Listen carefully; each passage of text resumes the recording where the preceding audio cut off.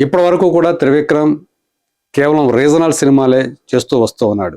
Sukumar, Rajamouli pan India లెవెల్లో పెద్ద డైరెక్టర్లుగా, top డైరెక్టర్స్గా పేరు సంపాదించేసుకున్నారు.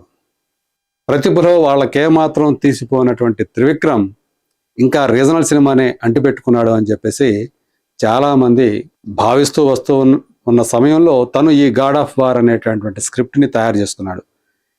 అదైతే ఆ పౌరాణికం అయితే ఖచ్చితంగా పాన్ ఇండియా లెవెల్లో, ఇంకా పాన్ వరల్డ్ లెవెల్లో వర్కౌట్ అవుతుంది అనేటువంటి నమ్మకం.